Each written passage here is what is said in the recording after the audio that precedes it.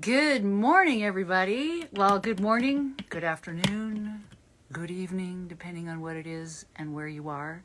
I'm going to pin a little something here in the comment department.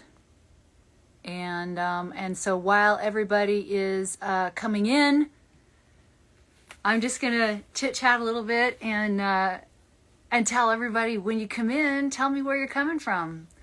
Where do you hail from? I love this part.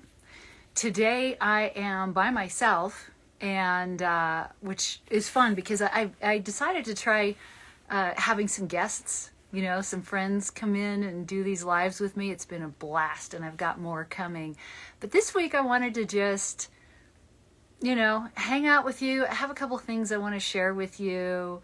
Just wanted to come back to my peeps, myself, and share some whimsical reveries. This is a part of my world that on my website, which the link to my website is in my bio, if you want to see it. But there's a part of my work that isn't as well known because it's newer, and I haven't really talked as much about it. But it's been getting a bit of attention lately, both on my website and elsewhere. So I thought I would talk a bit about that because sometimes I don't talk about my own inspiration. I don't know why. I just sort of do my inspiration. I don't really talk about it. I think doing is more important. And so I do my own thing. But I find every time I do talk about it, people write to me and say how inspiring it is. And I'm like, really? Okay. Well, so this is kind of a big one for me. So I set up my studio. I decided to invite you in my studio. It's a combination. You see these wall panels behind me. I'm a professional voiceover artist in addition to being a photographer and artist. And so my microphone and setup is up there. And then that's what the panels are for, is because we have this room acoustically treated. And then I set up some artwork because I just want to share some stories. So it's like storytelling hour, and it's fun. So been getting a lot of really good questions from people, and I'll dive into those here shortly. But so where are y'all from? Where's everybody coming from? I love when these, especially when it's just me, it can be more of a conversation, and I can respond a little bit better when I have guests on. They're talking. I don't know. It's probably my own. I should be better than that. But I just don't want to interrupt them and say, "Hey, stop! I got a question." So yeah. So let's see. Arizona. Ooh, Arizona. I love Arizona. I keep dreaming of other places to live, and Arizona is one of them. Not that I don't like where I live. I like where I live, but I don't know. India. Oh my gosh. Oh, you're from India too. Oh my gosh. India. What time is it in India? I'm always curious. I'm like, how late are you people up? I always say that. I've said this in other lives. I'm like, if you're really from way on the other side of the planet, I'm like, shouldn't you be asleep? I'm just nosy, pretty much. You can count on that. Nosy. So, just saying hello, waving, watching everybody come in. Welcome, welcome, welcome. So I'm going to keep, it's 11:30 p.m. 11:30? Yeah, that makes sense in India. Of course, in Australia, it would be that only tomorrow, I think. Anyway, or maybe that is in India too. I don't know. I'm fascinated.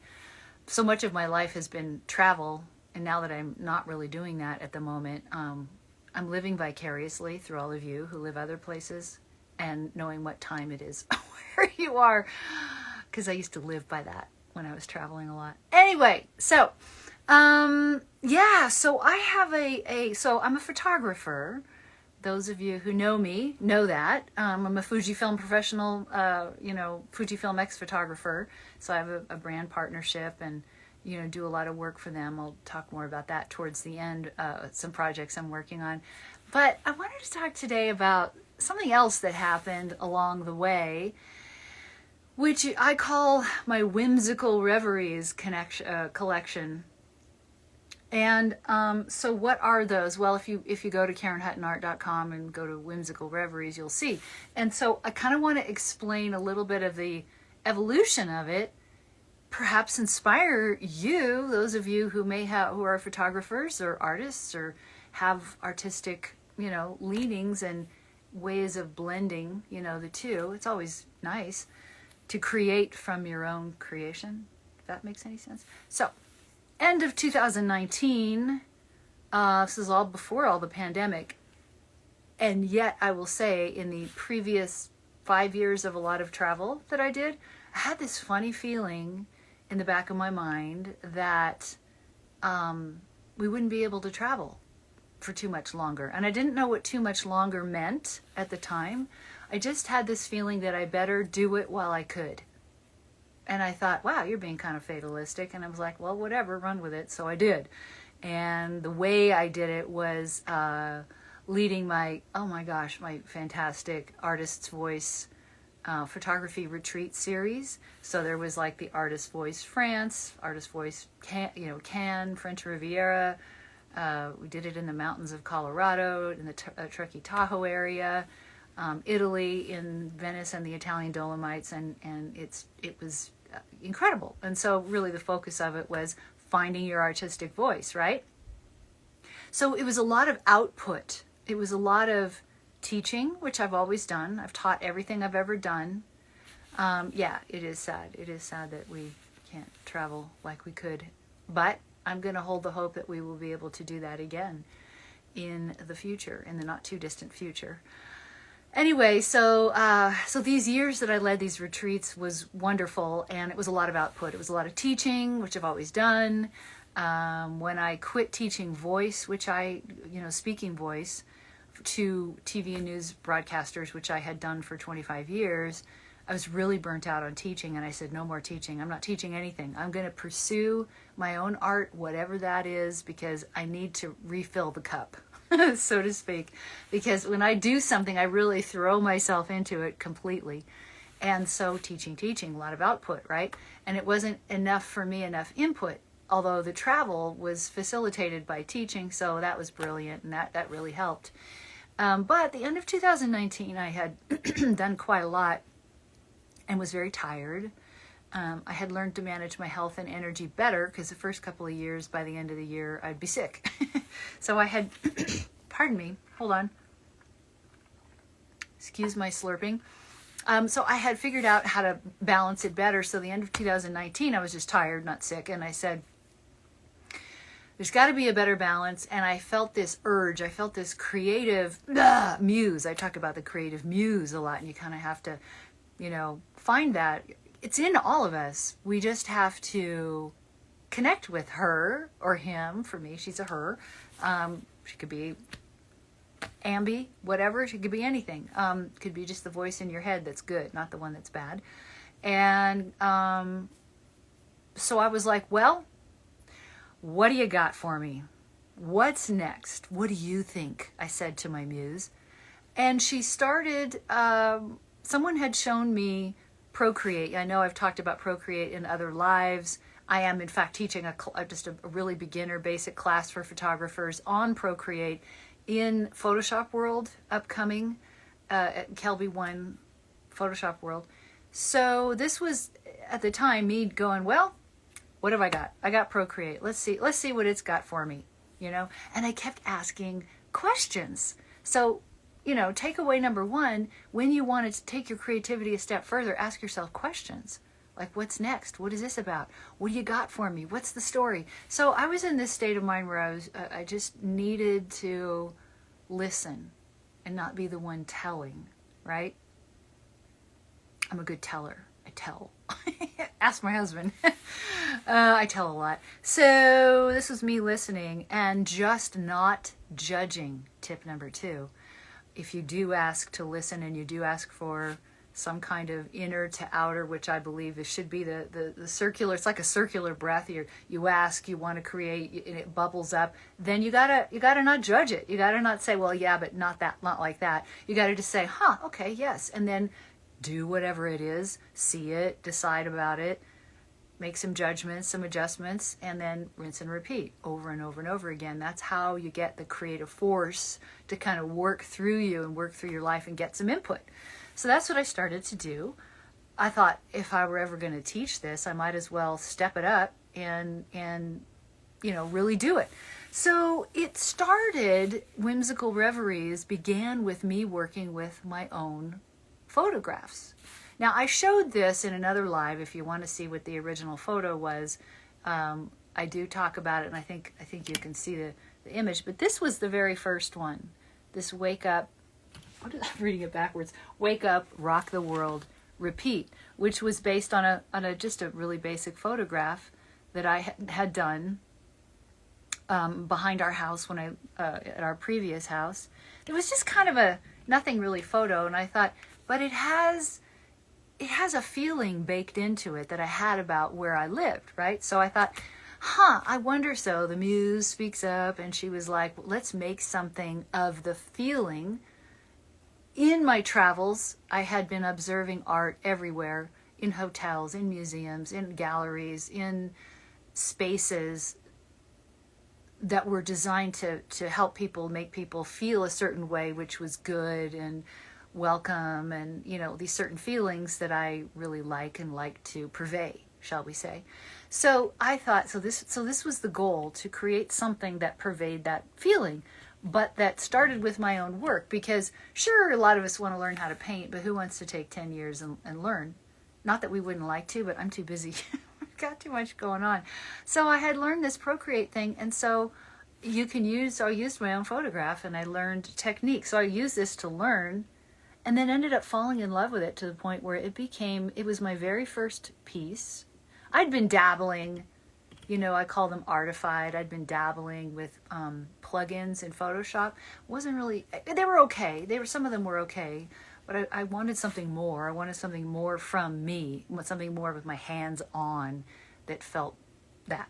So that's what this piece became. I'm actually going to turn this and move over, even though I've got a bunch of stuff where I'm sitting. But so that's what this piece here became, was that something more. And then I got it done, painted, which I literally painted using different brushes. Again, Photoshop world, I show people how to do that. But and I've actually shown you how to do some of that in some of my other lives too. And I think I said Procreate in the title. Anyways, point being, I did it. And then I was like, okay, that's cool, but now I want to put an extra stamp on it, because I just have this thing about cool graphics and vintage this and artistic that, all kind of baked in. And so I added text. This was actually a graphic that I purchased, but then I learned how to do this myself. So I've done this, created my own text art and stuff like that. But this began with my own work and purchased, properly licensed, for commercial use, graphics, which I thought was really interesting. It just interested me, and it felt really good, and it felt like a new way to use my own work. So there's a part of my Whimsical Reveries I call photocentric, that were really based on a photograph, really used a photograph as a base. What I also did, what I also learned to do was things like this, where the water is actually, I'm trying to remember if it was water or a sky, but it's one of my photos, or a portion of one of my photos, because I shoot a lot of, it was a sky, I think. I shoot a lot of clouds. I got a collection, I bet I have 5,000 images of really cool clouds over the years. So I used this, and then in Procreate, schmooed it, and then I had this concept. So the next thing that happened after this was this, I did some of these, some of the photocentric ones. Also, this was another photocentric, pretty literal. So I did this in Procreate, and then took it into Photoshop and recolored it. Actually won an award with it. Crazy. You do this stuff and you think, is it a thing, or is it just me being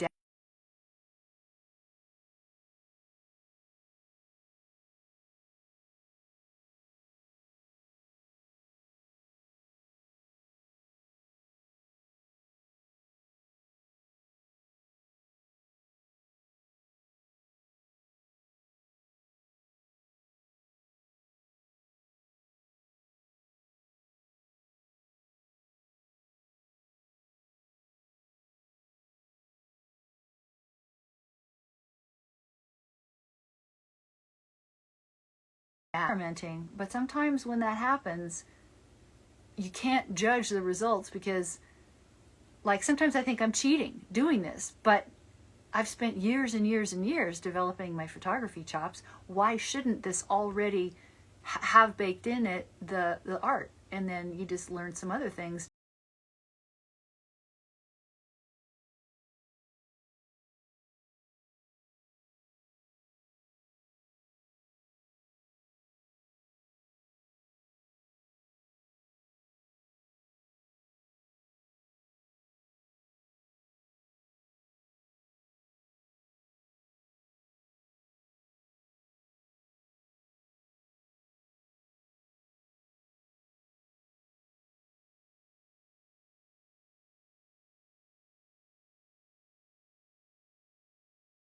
To blend with it.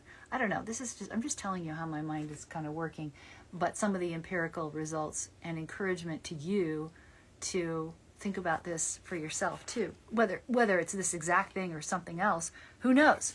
This is just my story of branching out. So then I had this idea. Is this what's next? So then I had this idea because I was working partly in Procreate, creating the backgrounds, the backdrop, the ground, the sky, and I had this idea.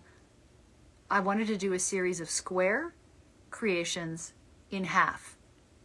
I think I was in a gallery in New York and was going to, I had a gallery day and I went to like 20 galleries in a day. I was dead after that. But I saw this one exhibition I thought was really neat. This is the thing about getting inspired by other artists. And this person had done, all the prints were, I don't know, maybe 10, 12 inches. But there was a series of them around this room. And her art was all these halves. They were all these, I forget. I think she did, I don't know what she did, but my takeaway from it was she did everything in square and everything in halves. And I thought, what an interesting alternate reality. Like you have a definite half. And to me, that's oftentimes, because I'm a landscape photographer, I'm thinking sky and ground. So that's like what I did. So then I thought, so what else did I do on this? Yeah. So then this concept had to do with, so the pandemic had started and my mind, we were in lockdown. So my mind is thinking not in sentences, not in coherent sentences, but it was the feeling of being trapped and rescued. What would a rescue look like? All right. So water, which is consciousness, collective consciousness, and then the rescue mission is the boats and the birds that can fly, but they're being taken. They can't fly all the way over the ocean, so they're being rescued. I don't know. That's what that is. And it's called Birds Ahoy. I also made it a texture. I made the sky be a paper, this crumpled paper texture, and did that part I did that in Procreate too. And then, but added a lot the graphics, which you can do in Procreate, but I'm more comfortable and faster in Photoshop, so I did that in Photoshop. And so it's a real simplistic piece, and some of them were, when I started to make them on my own, some of them were very simplistic, which I liked. I just liked that idea of a like a brush stroke, not all filled in and not all perfect. The kind of more primitive, really super basic type of art, I've always found that appealing. And so this was my phase of doing that in halves, in squares, different sizes, boom. So kind of, it took me there. So then I call those story beings, and I don't know, like this is a card. This is like one of the cards. I saved this, someone sent me. I loved it because I love these little worlds and these kind of fantastical, it kind of looks like a photograph. It was probably painted, but you're not really sure. And it kind of crosses reality boundaries, and just that whole feeling is something I have always loved, because I used to have a lot of visions when I was young. So this idea of kind of being in different dimensions at the same time works for me because I often feel like that's my life. So this was kind of one of my inspirations. I have many, but this was one of them. So we go from there, and then it became this idea of, oh, how funny. I can just sort of have this idea, these funny thoughts, right? I have these like weird little thoughts. So I began to have these chops to be able to create little creations, and it became, what is this funny, wacky thought that I'm having during the pandemic? What does it look like? So this is another one. This is actually a tile. I got a drink here because it's kind of dry and I'm thirsty, and these are tiles I'm putting my drink on. But this one, I don't know. Do I have a better one than this? This one is a little faded out. Another take on that piece is yes. Okay, so Cameron is in here saying this piece related to this piece right here. He's saying it's another take. Another take on that piece is us rescuing nature from our current climate crisis as well. Yeah. See, that's the thing about art. You can have your own idea, and you need to, because that's how you're going to make it. And that's how I feel I have to be so clear, so specific, and so committed to my idea that it comes across strongly. From that point, I can't control what someone thinks. I wouldn't want to. I just want to show up with my clear idea to then stimulate imagination and feeling in someone else to where they can bond with it, and it can become like oxygen on their walls or sunlight for their souls or whatever, because it stirs someone, which you can't really quite do unless you go through the whole quantum process of creativity. Do it, follow through, commit fully, do it as fully as you possibly can, even if it's going to be better next time or better and better or different. Commit and do it, fulfill it, and then see how it is, make your adjustments, go to the next idea, rinse and repeat, and do it again. So this one then was this cat. Okay, so the reason I wanted to show you this is not that it's like the best rendition. I wasn't entirely happy with how this printed on tile, but the idea, and you can find this one, the conundrum of, what is it? It starts with a conundrum. I made up this long name for it. But anyway, this cat, okay? So I love all animals, I really do. But cats annoy the crap out of me. I don't hate them. It's not that I don't like them, because you can love someone and they can annoy you. That's a cat for me. Cats, they all need to be trained.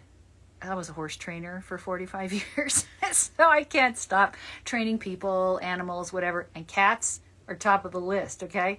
So I had this idea of being on this beautiful sea, the birds, and, it looks like clouds, but they're really like paint splotches, because I love art with paint splotches, so I have to do that. The colors, I know, aren't they beautiful? You should see it. Okay, so on the website, it looks more like how it looks in print on paper and metal.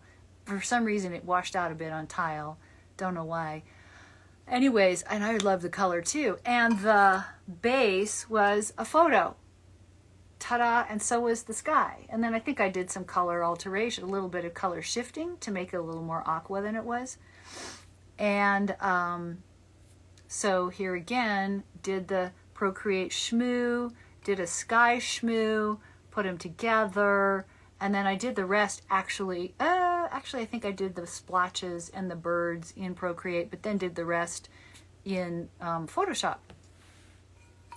And so the story on this is, okay, cat, I love you, but you really annoy the crap out of me. So you're going on an ocean, a whole ocean of fish. But cats don't like water, and they don't like to swim. So what are you going to do, kitty cat? You got a boat, you're all safe. There's all your food. Go get it. Ah! I don't know. It's evil. I admit it. But this made me laugh, because it's the conundrum. Oh, jeepers. It's terrible when I can't remember my own names, but it's a conundrum. The point is, it's a conundrum, because there's a cat. He's in a boat. He's all safe. All he's got to do is get a fish and eat it in his boat. Go ahead. Get wet. Go ahead. Dare ya. Hey, kitty cat. Anyway, it's evil, but it made me laugh, and that was my thought.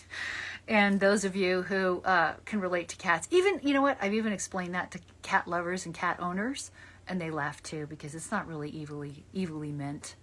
It really isn't. So I did a whole series of those, and I call them story beings, because in each one, I have another one. Oh yeah, here. I have another story being, because each one Some of them I created from scratch. Most of them had photos, though, as a background. Let's see, which way does this go? Like this one, which I call Witness. So this is a photograph. So this was my photograph, which I schmooed completely in Procreate. Then I took it, flipped it upside down because the original was the other way, zoomed it in, did a whole paint thing on it. And then I had this concept. So this is like nature, right? This is, and I love these colors. These colors just make me melt. So, you know, by itself, it was really about creating the space for the story. That was really how I used the photographs. So the story then was like, I find, you know, as a landscape photographer, I spend a lot of time in nature, always have. I mean, I wasn't always a landscape photographer. But the magical quality of nature and the changes, like we have this amazing, I planted everything I ever wanted to photograph in my yard, and watching it grow, especially in the spring, is incredible because every day you walk out and there's something new. And I'm like, it's just magic, you know, nature is just magical. So I'm like, how does that happen? So then I thought, you know, my muse goes, well, how does that happen? And I decided that there was a fairy being, and she lives in a bubble, because at that time it's during the pandemic and we were all living in bubbles, right?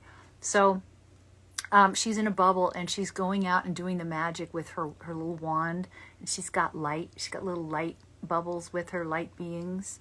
Light. She's light. It's all about light. And there she is creating the colors and creating the beauty.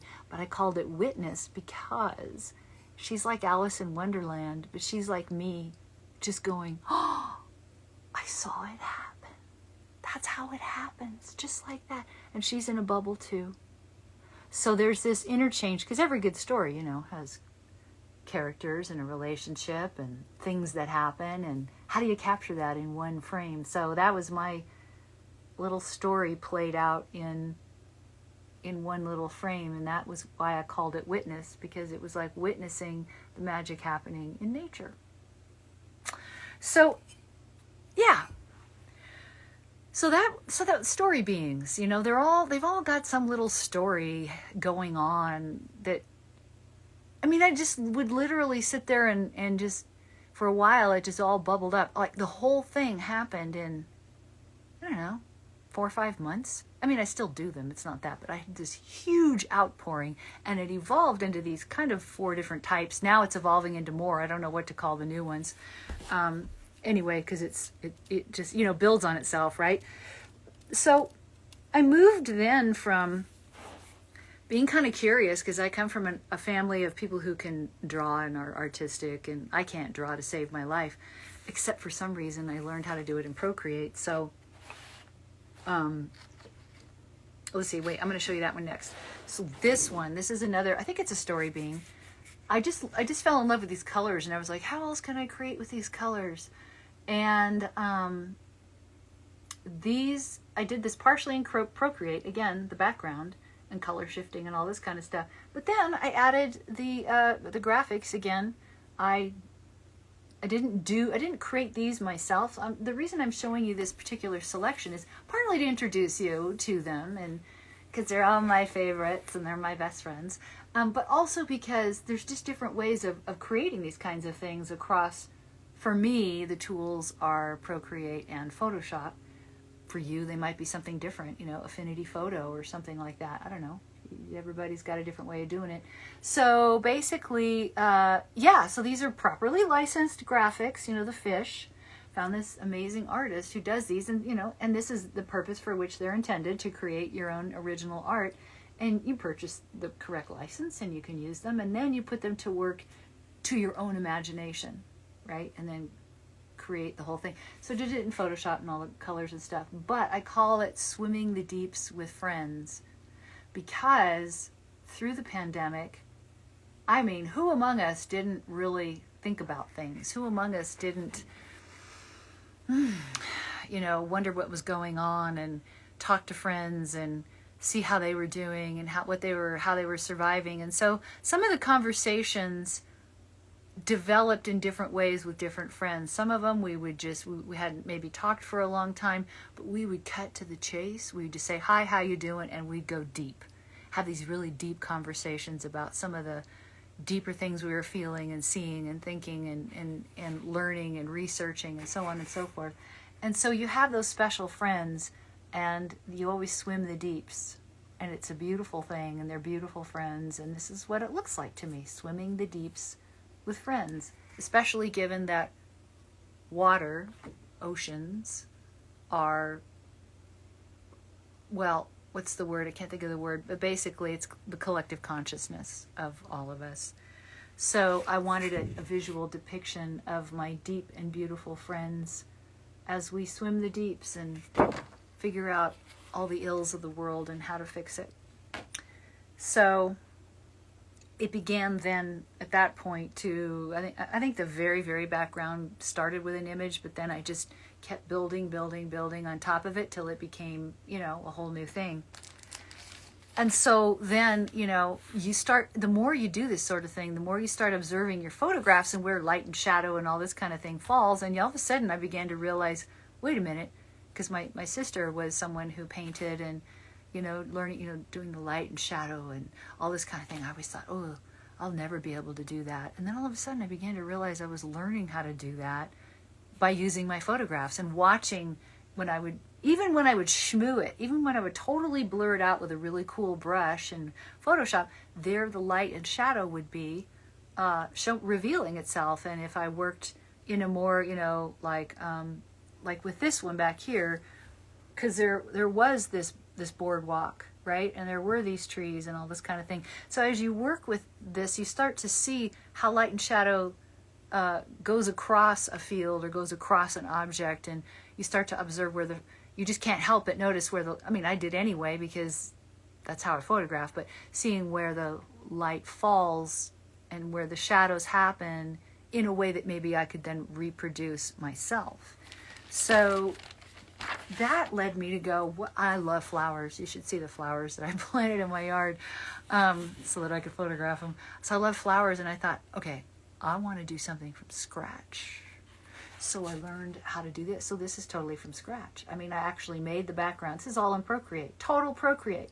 A little bit of colorizing, not colorizing, but, I enhance the color. I just enhance it a little bit in Photoshop, not much. Just kind of finish it much the same way I finish my photos because I can't stop doing that. And but I did the background myself, learned how to do it, and I really like this loose, very loose sort of, what's the word? This loose style. I do so much realism in photography. For some reason, it's just really freeing to do a more impressionistic style with flowers. So I did a series of flowers, just different ones. And I want to get back to it. I've been so busy with photo projects, I haven't been able to do more, lots and lots more. I have a series of flowers. I think they're in new and Whimsical Reveries on my site. They're in seasonal. That's where I put them, seasonal, because they're all spring and summer and delicious and everything like that. But it led to that. So then it became like a,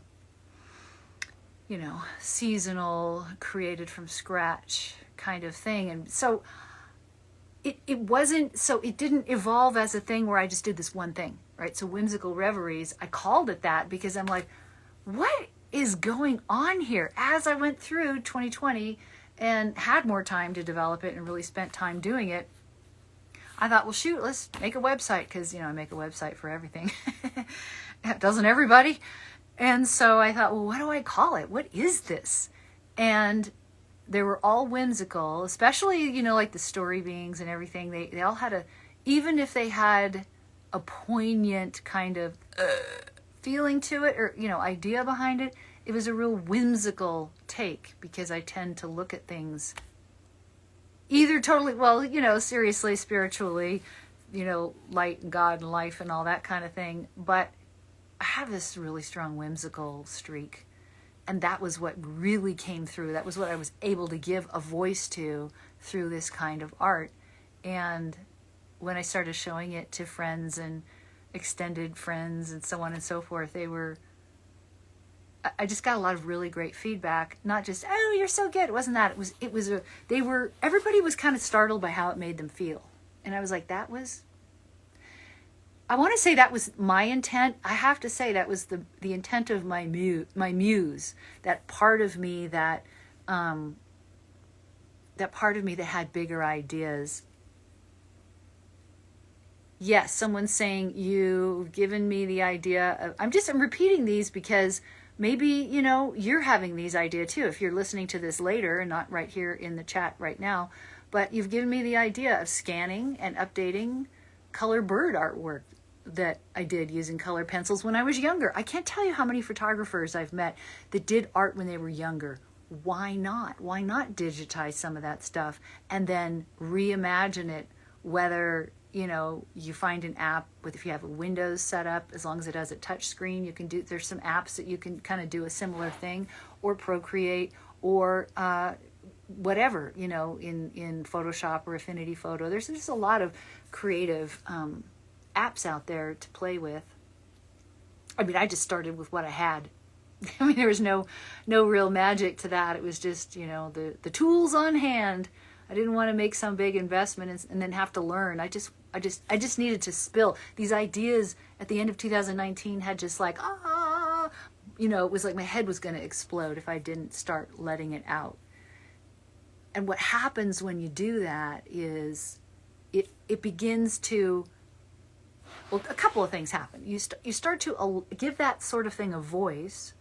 And first of all, especially if you were like me and it kind of has built up to a point, it kind of clears your system and it lets your system relax a little bit and go, oh my God, thank you.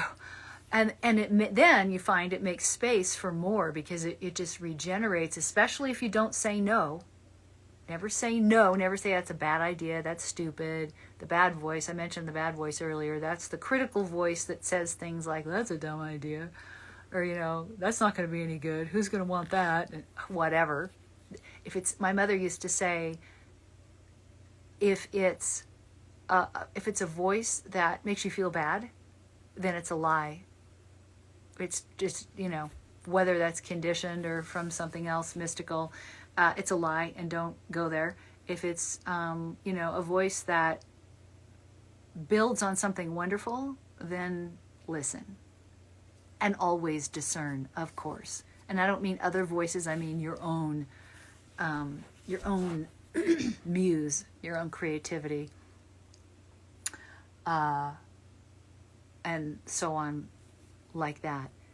Oh, so couple other things I wanted to share with you about how this whole, you start fulfilling these things and they start to build on themselves, and then you have new ideas, and the next thing you know,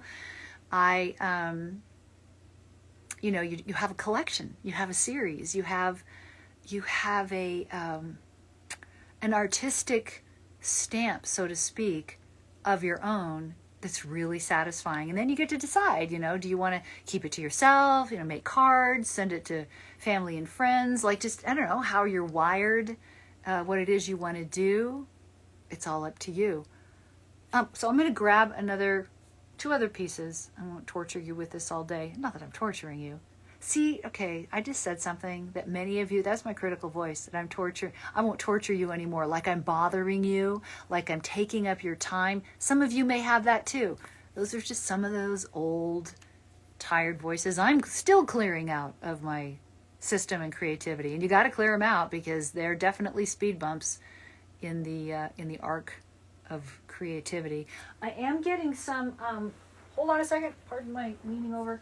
I'm getting some requests to join in the live. I'm not going to do that today. I'm going to just keep this kind of simple, and I try to keep it, to an hour or less. So I'm just going to keep it on track and not invite anybody else in here today. So, but thank you for your requests. I really appreciate it. So this one, I should probably sit back.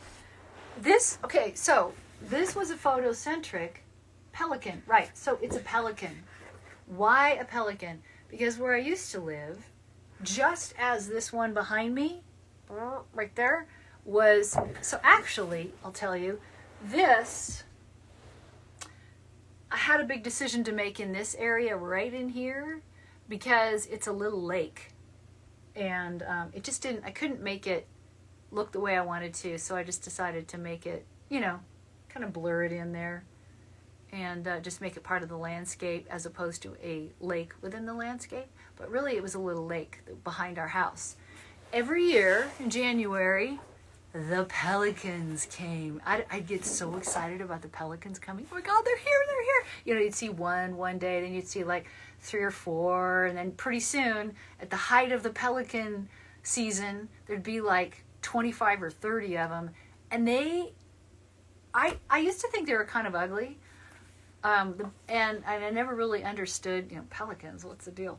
Well, every year we'd watch them come, and how they are. They're just, the way they work together, the way they scoop up so much fish, it's unreal. And they swim really fast. They're super shy, got a lot of attitude. And they're always giving me the stink eye because I was always hiding out on the side of the lake trying to figure out how close can I get and get a good picture of them. Because I have about a trillion pictures of them. So this was one. He's actually looking at me, giving me a little bit of the stink eye. So this was a Procreate thing. So it was a photograph. I mean, it's a total photograph. I made the water. I have I have brushes. I have probably 1,000 brushes in Procreate.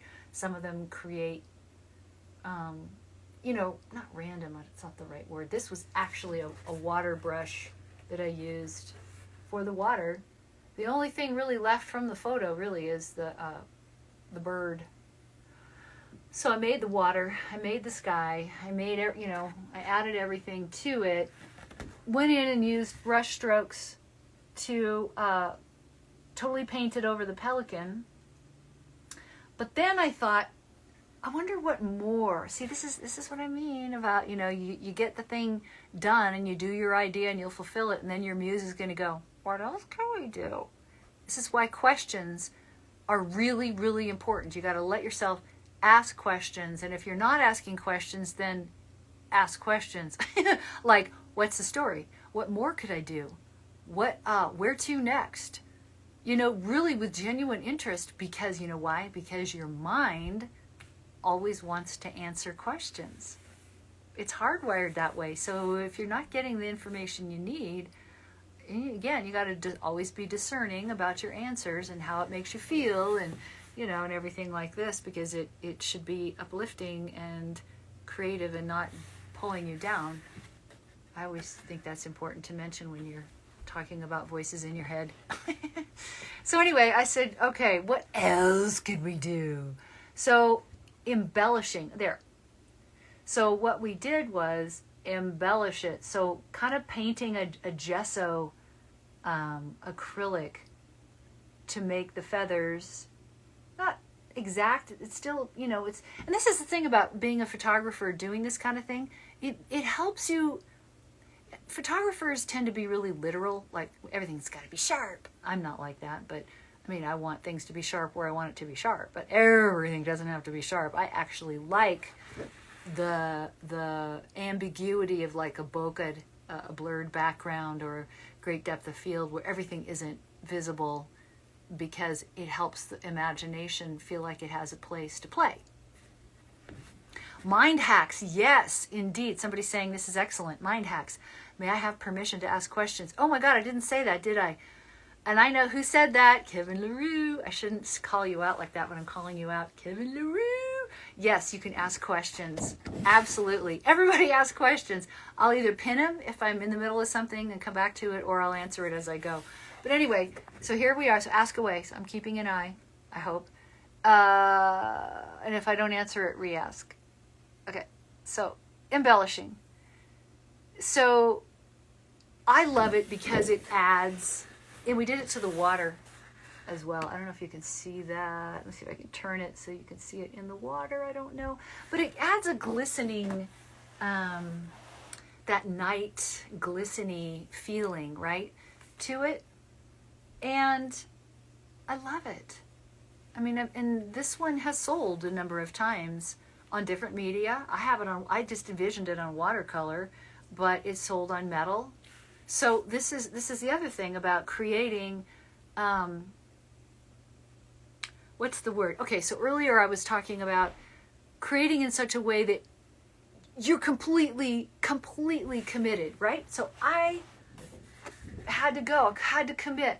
All right, I see that, okay, the pelicans to me are magical. I mostly you see them during the day because at night they go somewhere else. I don't know where they went, but they went somewhere else. So you see them during the day, and this was a daytime picture, but I wanted to see it at night on a magical light night with sparkles, because I love sparkles and stars, and I love, like I said, I love paint splotches, so I was throwing paint all over these digitally speaking. I don't paint in person, partly chemicals. I have problems with chemicals, but also just because I've already got this whopping set of skills digitally. Why shouldn't I use them?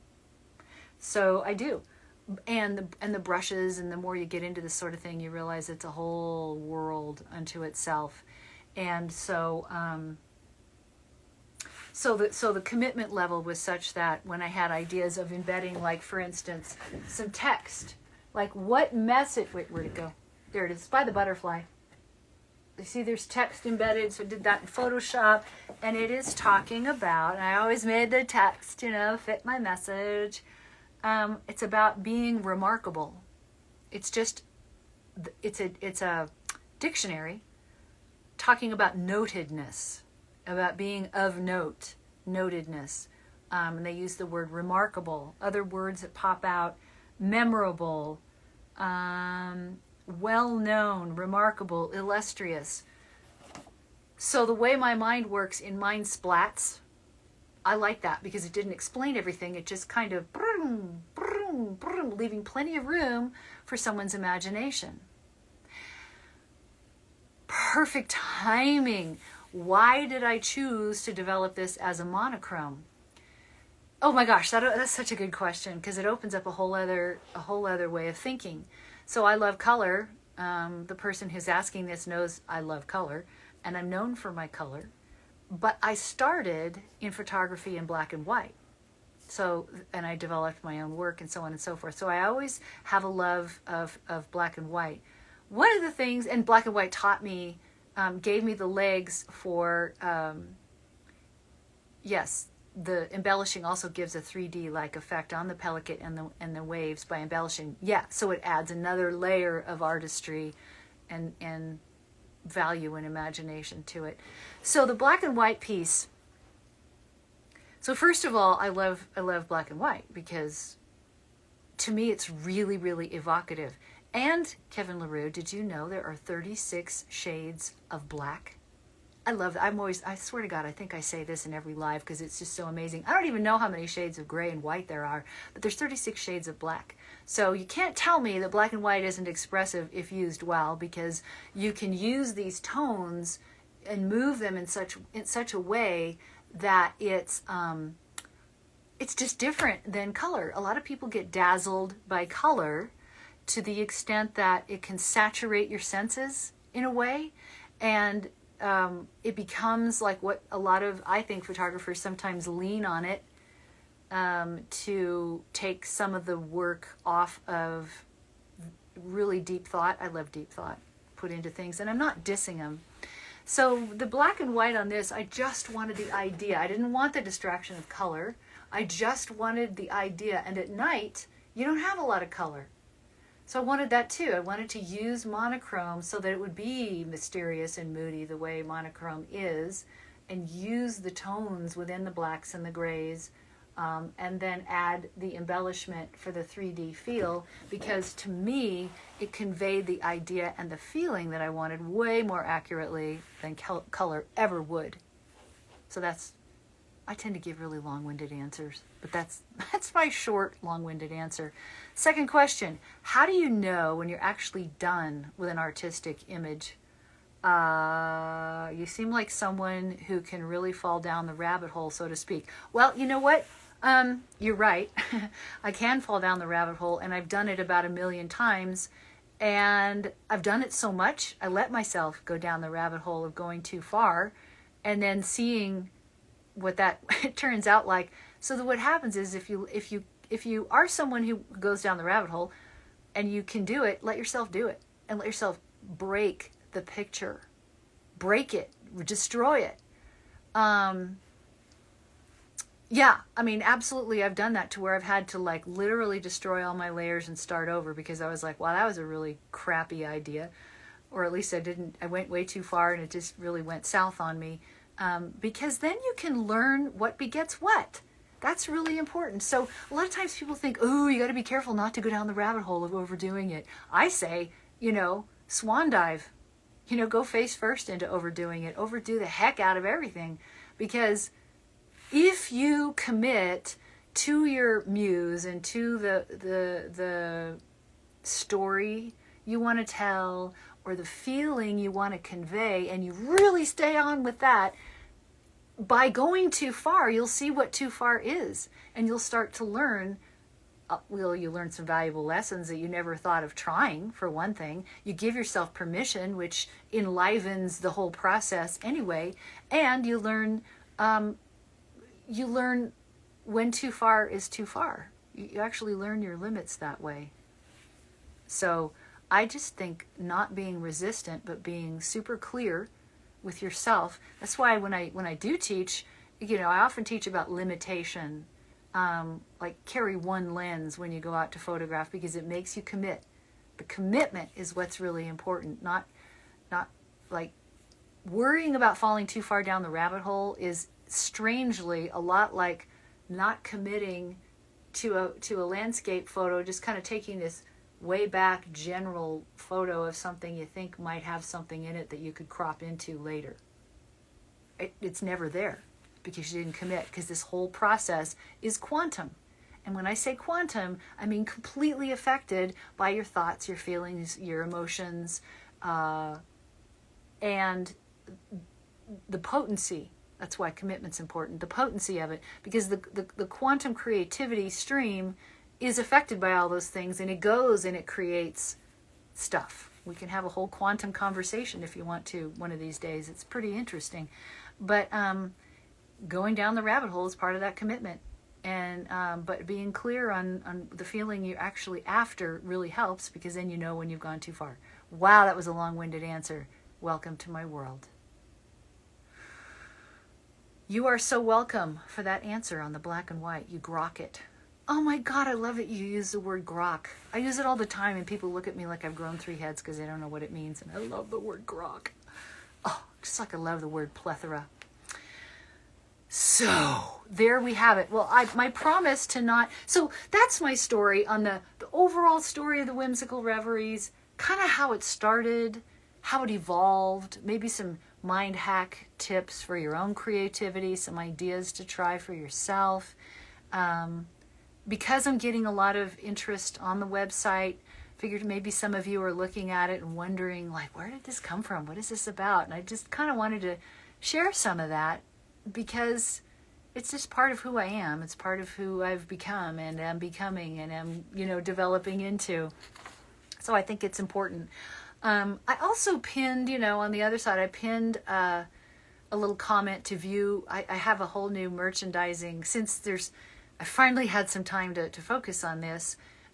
We added some merchandise, pillows, totes, puzzles to my site. So like some of the fine artwork is expensive, but if you want to have a little piece of some of this, I've made they're limited editions. I'm only going to be selling a certain number of each one, but they're really good prices. So you can have some of this and carry it with you and sort of have the story of some of them with you. And I may share stories of others along the way. So check out my site. The link is in the bio if you want to look at them up close and personal.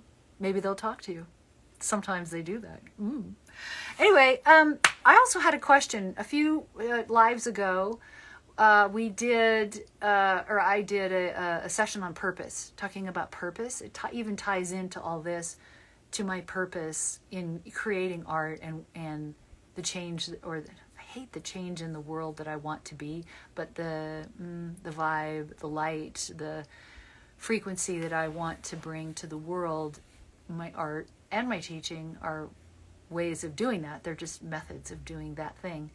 So consequently, I did a live on purpose because each of us have a different purpose. Each of us maybe need to spend time figuring out what that is. And I talked about why I felt that was important in art and in life, and what that leads you to.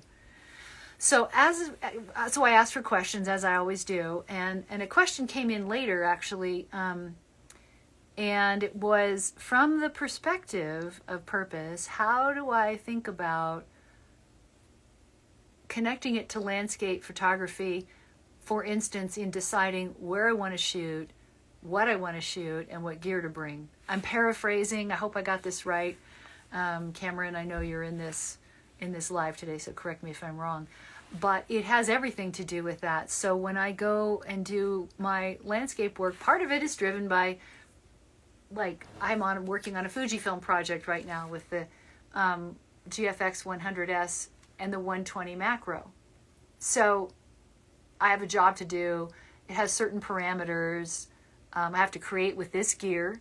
I have to create a certain variety, and it's the work is being used for a certain purpose. So there's a limitation. This is why I love limitations, because they make you get up to something, right? It makes you kind of step up. So there's my limitations there. So then how I decide where, in that case, what I'm going to do.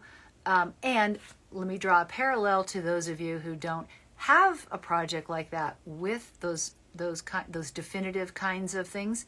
Make it up. This is what I used to do. This is why I can do it.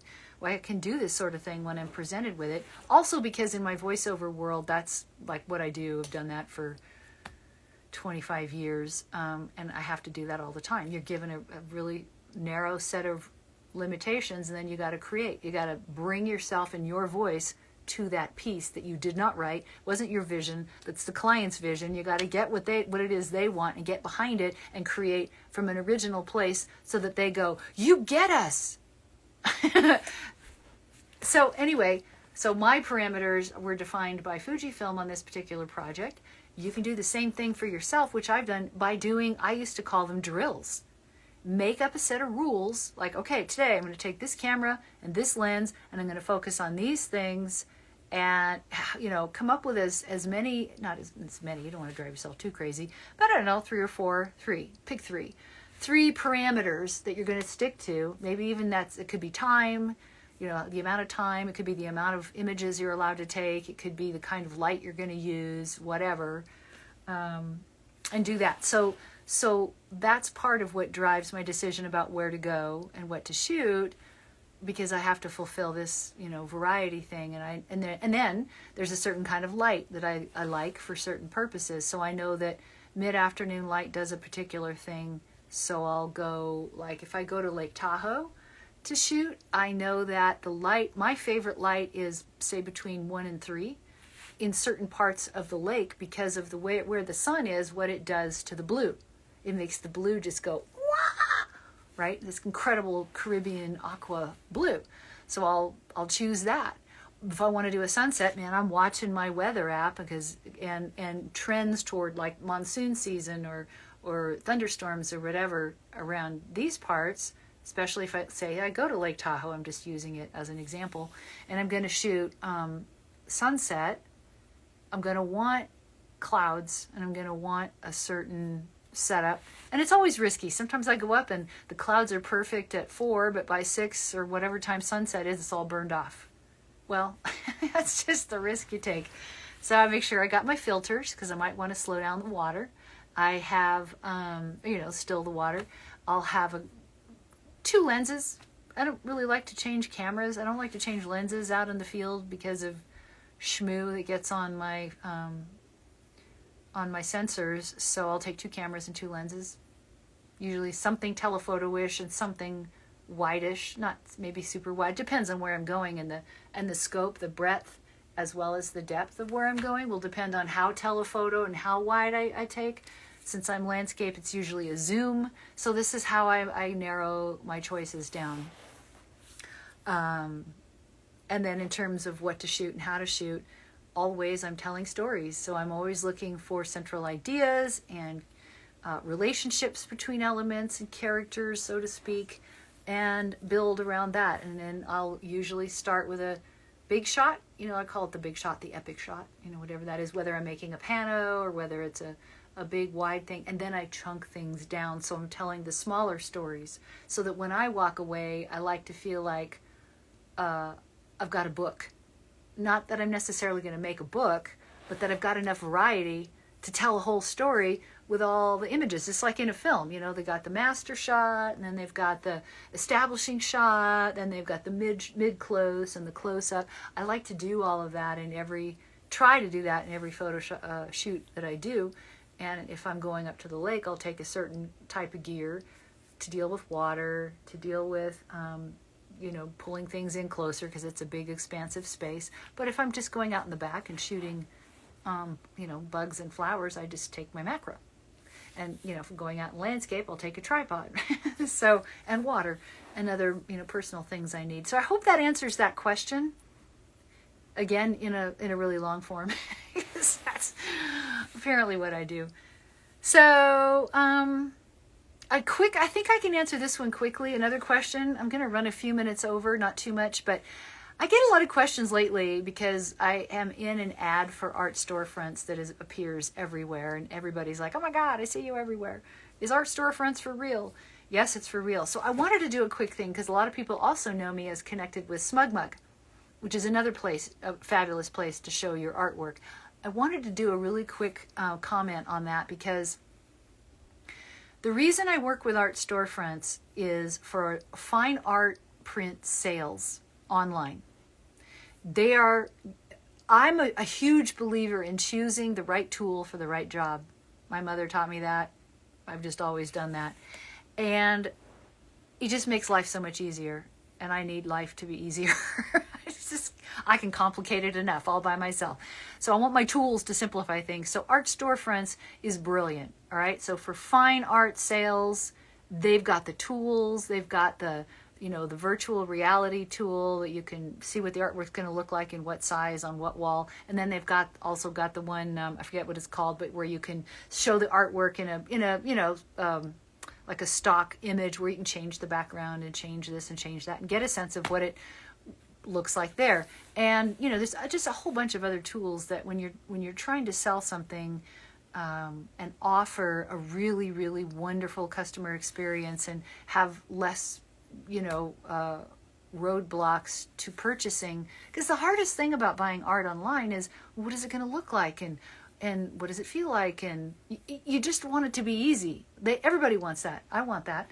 So Art Storefronts does that. So, but also what they offer is a huge marketing education and help and assistance. So there's so much support, and the whole marketing department is like going to school for art marketing, art specific marketing.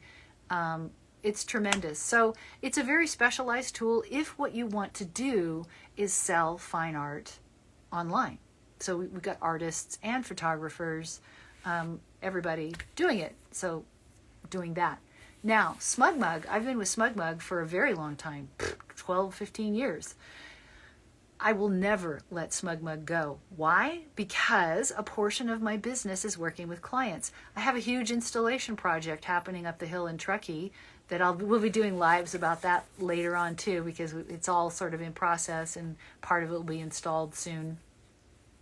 And then more to come after that even. So Smugmug, for working with clients, Smugmug is built like if you're an event photographer, portrait, wedding, client-based. This is my take. This is not this is how I use it and how I find it just irreplaceable. My images look amazing on Smugmug, and I can work with clients. It's so easy. It's so incredible, the client experience that I can offer through Smugmug. And so it's like my portfolio site right now. It's also where I can talk about my collaborations that I do. This whole other, like, there's the fine art print side of my business. It's its own silo, it's its own thing. There's no way, to me, there's no way at this point in life that it overlaps. Then over here is my client-based business, part of my business, because as an entrepreneur, multiple streams of income, multiple, ways of going about things. Besides, I get bored easily, so I need a lot of interests. So Smugmug is over here. So I've had people ask me, as a result of this whole ad thing, like, how do you decide? Like, is it really right for me? And I'm like, oh, it depends on your business and what you want to do. I have both, and I use both fully, and I need them both. And people say, oh, they're in competition. No, they're really not. They each do different things, vitally important within an artist's life, right? So this is why I love both of them, and I can't do without either one of them, quite frankly. So I hadn't publicly mentioned that, even though I've been privately answering the question a lot, but I just thought I would make mention of that. And finally, before I say goodbye, I just want to let you know that what all I've got going on here that you can look forward to enjoying. One is I'm going to have guests again next week. I have two close friends of mine, Frederick Van Johnson and Renee Robin. I don't know, Frederick was on a couple weeks ago, but he and Renee and I are really are buddies in this whole world. We do such different things, but we're totally like bonded like family. And so I just thought it would be a really fun dynamic to bring them all on, and we just talk about stuff. I'll decide on some topics so we're not wandering all over the place. But if you don't know Frederick, go check out his work, actually on his website, This Week in Photo. And then Renee Robin Photography. She's actually got 2 Instagrams. I should have written all the names down, but look up Renee, Renee, Robin, Robyn. And I believe Renee Robin Photography is her main site. She's incredible. She's an amazing artist. So we're going to have cool artist conversation. And then on August 20th is still in. I'm in the process of confirming it, but really cool 2 guests that I would have with me, 2 friends who are Tahoe photographers, as we all are, and I think it's going to be a really interesting conversation. They're just both so busy, having a hard time nailing them down. They've got some really cool projects going on. We want to talk about that. And then Deb Sandage on August 27th. Deb Sandage she's just an amazing photography instructor and photographer, and I adore her, and I just don't get to see her enough. So I was like, come on alive with me so we can like hang out and talk about cool things that matter and what it's like being a woman photographer, that's an interesting conversation unto itself. I'm a little dry. We have a lot of smoke in the air. Even though I've got the house closed up, it's still, so hold on. Sorry about the swallowing. I know, right? Frederick and Renee, what a fantastic trio. Mind blown. I know. That's next week, August 13th. Projects. Oh my gosh. I thought I was going to be kind of scaling down a little bit as the end of this year, but apparently not. I'm wrapping up right now my Fujifilm 100S 120 macro project. There's a lot of details. I got most of the images done, a few more to do. Right now I'm doing like the keywording and the organizing and the naming and the blah. I wish I had somebody to help with that. I hate doing that part. Anyway, that's the part I'm doing. But then I've got another one right on the heels of that one, and that one's going to be cool. I can't talk about it yet, unfortunately, but I will, and I'll take you guys with me. It's going to be fun. Like I mentioned, I have the Cedar House Sport Hotel. If you want to check out a really cool place in Truckee, California, Cedar House Sport Hotel, CEDAR, housesporthotel.com. Amazing. They have a tremendous vision and purpose in their existence, and I've been working with the owner, Patty Baird, on an art installation there, like the whole place, all done in K-Hut art. It's incredible. I've talked a little bit about it in past lives, but we're about to really go big and go home. Photoshop World, I mentioned that earlier. Photoshop World is coming up end of August, like August 30th to September 2nd. I'll be teaching 2 classes, and it's a phenomenal event, 3-day event, and they're patterning it after the in-person Photoshop World. And but it's virtual this time, and they've been doing conferences all year. I've done many of the conferences that they've offered. Now they're putting the whole thing together in Photoshop World, so check that out. I have a question do I ever do photography workshops around Tahoe? Yes, I tend to not do workshops per se. I do retreats because the kind of thing that I have to share and teach takes a certain kind of experience in order to elicit. So I do retreats. I have done them. California's on lockdown again. Travel's so hard. So we're just going to see what the future holds. I was hoping maybe to sneak one in by the end of this year, but it's not looking good from the, travel and lockdown perspective. But boy, you'll hear about it the minute I do, because I base it at Cedar House. And you have this incredible experience, and we get to see everything. It's phenomenal. We did one in 2018. Well, we did workshops and retreats in 2018 and 19, and we had planned on doing one in 2020. Hoped to do one this year, but we'll get there. And finally, there's one more event coming up very soon, August 13th and 14th. I think I have that right. The Sedona Photography Symposium. So Sedona Photo Symposium. You'll have to internet search it. I think it's Sedona Photo Symp. Anyway, it's the Sedona Photography Symposium, virtual, but I'm teaching a class on finding your artistic voice, which is going to be really fun, kind of back to basics, a class about what I think at this point, after having taught it so much and done it myself, what I think is most important, if that is something you want to bring in a quantum way into your photography. That's the class I'm teaching. It happens on August 14th at 9 a.m. Pacific time. And the symposium, I believe, is only $99 to do for 2 days. It's pretty awesome. So those are some upcoming events and answers to questions. If there's no other questions, I'm going to let you get on with your day. I can't thank you enough for being here. You're becoming part of my world. I love you for that. If you are interested in any art that you see, for instance, this one and another one that is embellished is not on my website. But if this sort of art interests you, DM me, because there it is. I can always send it. And any other questions, DM me or email me at Karen@KarenHutton.com. Whatevs. But we'll be coming to you again next week. Hopefully, I'm also hoping to get out and shoot if the air clears up at some point, and I actually want to do a live from a landscape shoot. Just been a little busy and a little crazy to pull that one off. Alrighty, you are all welcome for all the sharing. I'm glad it's inspirational. That's what it should be. It makes me feel amazing. I love connecting with you guys. I love you for coming.